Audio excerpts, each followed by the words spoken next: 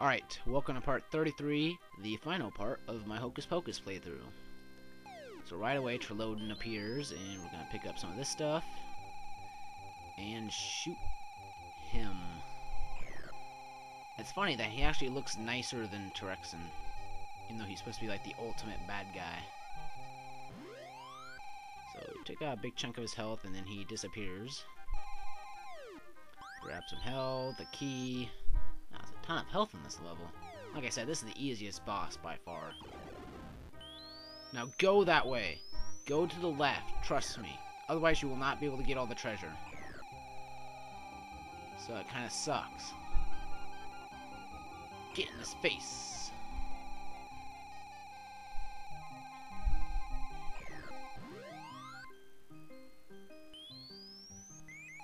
Grab some of this stuff. Grab some more crystals. Kick his butt once more. Well, a couple more times, actually.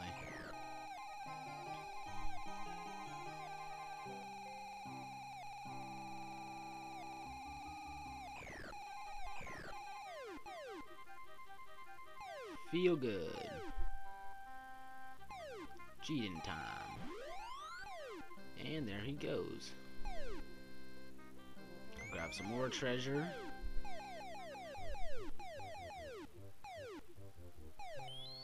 And kill him one last time. I think this is the last time.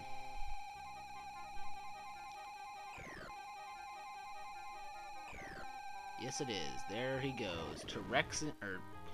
Trelodin is dead.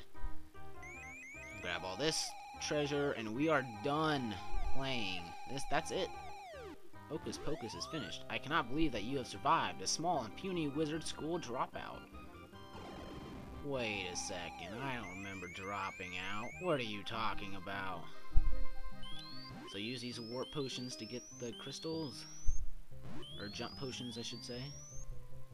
There's a warp potion.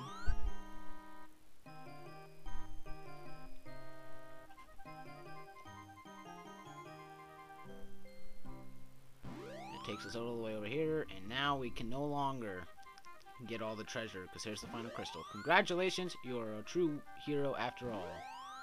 I think is what he said. I did it too quick. True wizard, true hero, something. Real wizard, real hero, I'm not sure. 84%, but I beat the time by 19 seconds. So I got bonus 50,000 points. Having defeated the amazingly stupendous Trelodin, the magic paths were now fairly safe to travel. The Council of Magicians could rule Lattice in peace, prosperity, and absolute monopoly. Wow. And that council was once stronger. It now counted Hocus Pocus as its newest member. So they're really kind of the bad guys. They're the Rockefeller of wizards.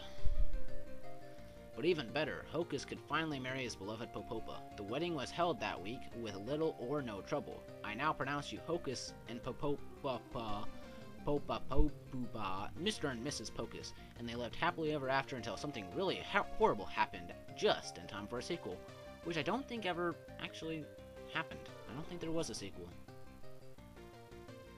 I mean, that's it. That's it for the Hocus Pocus legend. Legacy, all that good stuff.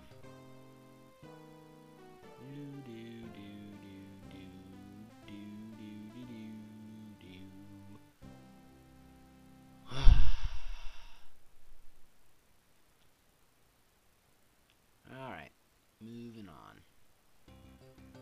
So now, I did not get the high score.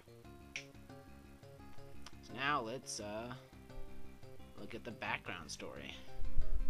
The story of Hocus Pocus. Once upon a time in the land of Lattice, there was an apprentice magician named Hocus Pocus. He had studied long and hard to become a true and powerful magician, one that could sit with pride on the Council of Wizards. The Council ruled this part of the land, and being a member was the highest honor. It also helped to get really good tables at restaurants. See, it doesn't say anything about dropping out.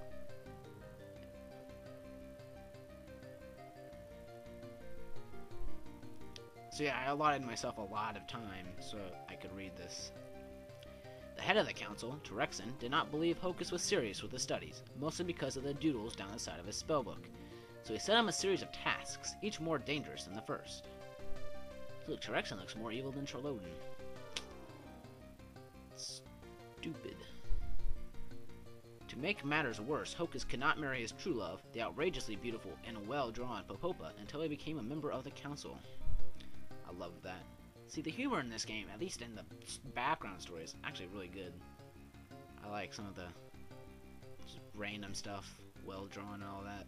So Hocus said goodbye to his parents, Slow and Pegina Pocus, and set off to defeat the evils Terexin set before him. With only his determination and a nicely tailored magician's outfit to protect him, he also had his infinite pocket-sized lightning spell, which could also prove helpful. How convenient.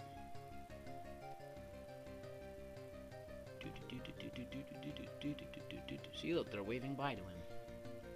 All power in the Land of Lattice had its source in magic crystals, gems that resonate when brought together in sets. You must capture the crystals of each of your adversaries to rob them of their magical powers, said Terexin. And should one of the adversaries, well, meet with an accident, no one would really complain, if you know what I mean. I know what you mean. You want me to kill them.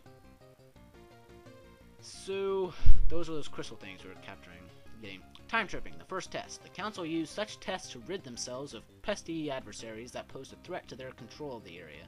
The most annoying were the mad monks of Melonwall. These monks guarded their part of the magic paths, the dimensional shortcuts by which you could travel to the different parts and different eras of Lattice. They would charge a toll to those wanting to travel along their paths, which were among the most heavily traveled paths in the land, especially the path to the beautiful Amazon tribes before the Time of Close era. See? That's hilarious. This bothered the council, who wanted them removed so they could get on with their Amazon studies. They should have put studies in quotations. I think that would have been pretty funny. They're not there to study. Come on, they're there to look.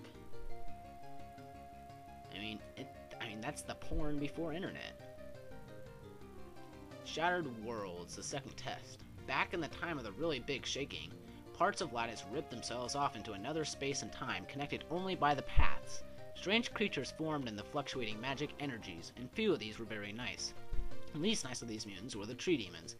People had used these trees to hang swing from, build forts in, and saw bits off of, so they didn't damage the roof, and so on. For hundreds of years, the trees had stored up their tree anchor so much that the magic allowed their sheer peevedness, I love that, to bring them to consciousness. Since you look like many of the young lads that climbed on them for centuries, said Terexin, you may have some trouble. Their sheer peevedness. Oh, I love the humor here. Moving on, third test, come on. Chop, chop. Warped and Weary, the third test. Inhabiting the most unstable and dark areas along the paths were the harsh gray dragons of Higgindome. These dragons were very frustrated and hungry, because they had trouble fitting through the smaller paths which led to beautiful princesses. They could never find any to feast on, and often had to order takeout. Takeout princesses.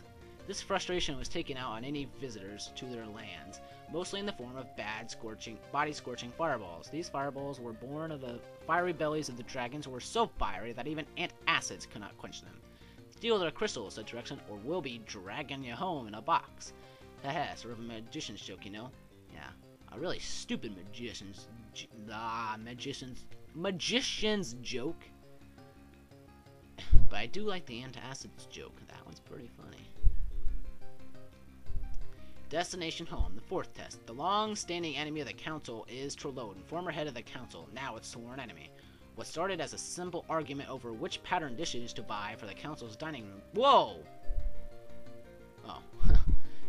Ballooned into a fierce antagonism that threatens to destroy the very magic paths themselves. This is distressing to you, since they are your only way home. Trolloden means to break Lattice apart, said Terexin. Kick his stinking magic buttocks. Move on, move on, move on.